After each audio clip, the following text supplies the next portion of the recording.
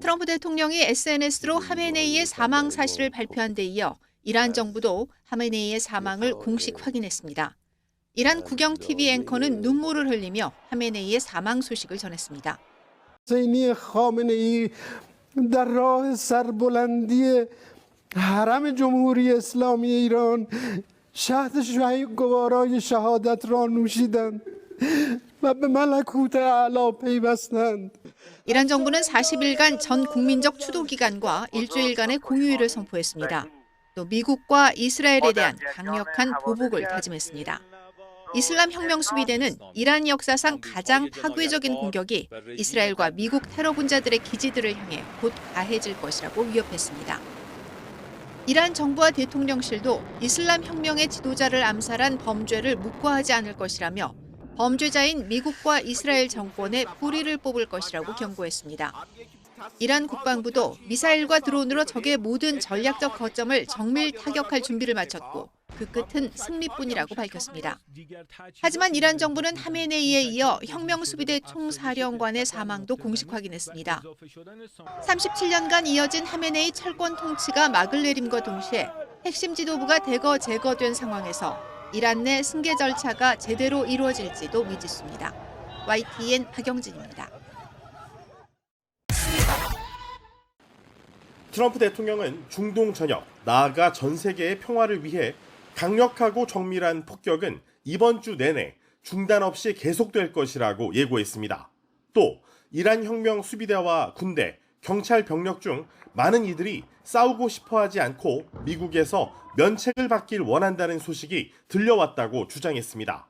그러면서도 언론 인터뷰에서는 앞으로의 이란 공격에 대해 특유의 불확실성을 강조했습니다.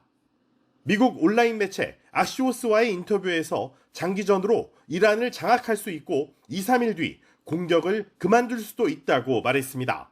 아시오스는 2, 3일 뒤 공격을 끝낼 수도 있다는 발언은 아직 이란과의 외교적 해법에 열려있음을 보여준다고 해석했습니다. 트럼프 대통령은 이란에 대한 선제 공격에 앞서 대규모의 미군 사상자가 발생할 수 있다는 브리핑도 받은 것으로 전해졌습니다. The lives of courageous American heroes may be lost and we may have casualties. That often happens in war. But we're doing this not for now. We're doing this for the future. And it is a noble mission. 보복 공격에 나선 이란은 미군 200여 명이 숨졌다고 주장했지만 미국은 초기 사상자는 없다고 발표했습니다. 전문가들 사이에서 이번 공격이 위험한 방향으로 전개될 수 있고 기대한 성과를 예단하기 어렵다는 관측이 나오고 있습니다. 이란 내 야권 분열로 트럼프 대통령이 기대하는 이란 내 정권 교체가 현실화하기 쉽지 않을 것이라는 전망도 제기되고 있습니다. 뉴욕에서 YTN 이승윤입니다. 현지 시각 28일 오전 미군과 이스라엘군의 폭탄이 이란 최고 지도자 하메네이 관저에 집중 투하됐습니다. 당초 공습은 이날 저녁으로 예상됐습니다. 하지만 이스라엘 정보기관이 하메네이와 군 수뇌부의 회의가 오전으로 앞당겨졌다는 첩보를 입수하면서 공격 시간도 전격 수정됐습니다. This terrorist regime can never have a nuclear weapon. I'll say it again. They can never have a nuclear weapon. 하지만 이런 정황은 트럼프 행정부 공식 발표와 배치됩니다.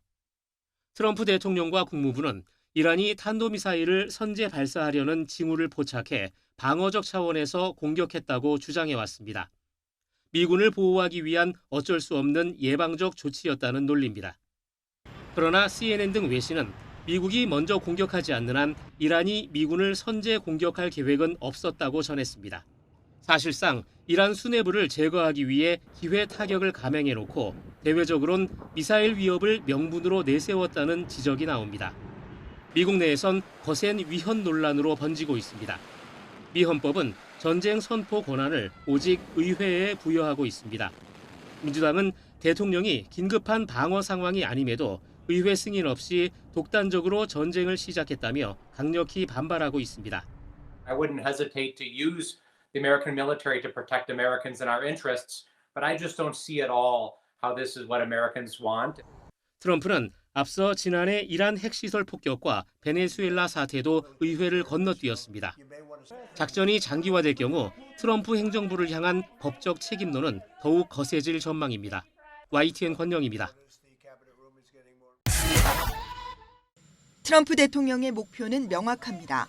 압도적인 무력으로 이란의 항복을 받아내 단기전으로 상황을 매듭짓는 것입니다. 오는 11월 중간 선거를 앞두고 물가 안정과 마가 지지층 결집이 시급한 트럼프에게 장기전은 정치적 자살 행위나 다름없습니다. 이란 내부에서 민중 봉기가 일어나 정권이 스스로 붕괴한다면 트럼프는 제2의 베트남 우려를 씻어내고 역사적 승리를 선언할 수 있습니다. I think the hope on the American and the Israeli side is that the killing of the supreme leader, the impact it will have on the military side is essentially that the regime as a whole moves much closer towards collapse. 하지만 현실은 그리 간단치 않습니다. 전문가들은 이란이 결사항전을 택할 경우 미국이 원치 않는 장기전의 늪에 빠질 수 있다고 경고합니다. 이미 이란은 걸프 지역 내 미군 기지들을 동시다발적으로 타격하며 전면적인 보복에 나섰습니다. 호르무즈 해협이 봉쇄되고 유가가 배럴당 $100를 넘어서면 미국 내 인플레이션은 걷잡을 수 없이 치솟게 됩니다. 이는 경제 대통령을 자임해온 트럼프에게 가장 뼈아픈 대목입니다. It's a gamble for President Trump because there could be significant political costs for him. In the tragic event of U.S. casualties. 결국 이번 전쟁의 향방은 이란의 보복 수위와 그에 따른 국제 유가의 움직임에 달려 있습니다. 트럼프의 도박이 중간 선거의 호재가 될지 아니면 정권을 흔드는 부메랑이 될지 전 세계가 숨을 죽이고 지켜보고 있습니다. YTN 윤현숙입니다.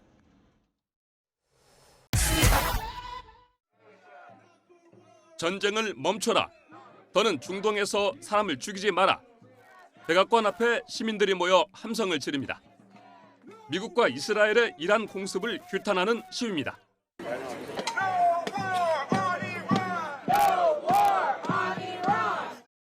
뉴욕 타임스 스퀘어 앞에서도 반전 시위가 열렸습니다.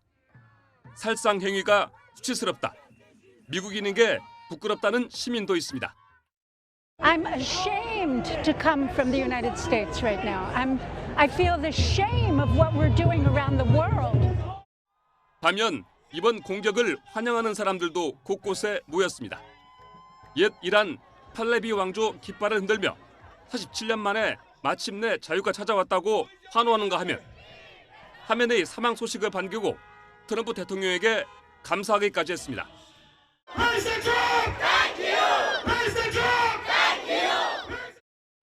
이처럼 이번 공습을 반대하거나 찬성하는 시위는 미국뿐 아니라 유럽과 중동, 아시아 등 세계 곳곳에서 이어졌습니다. 이란에서는 지난 1979년 이슬람 혁명이 일어나자 팔레비 왕족 가족과 반체제 인사들이 미국 캐나다 등지로 망명했습니다. YTN 황보선입니다.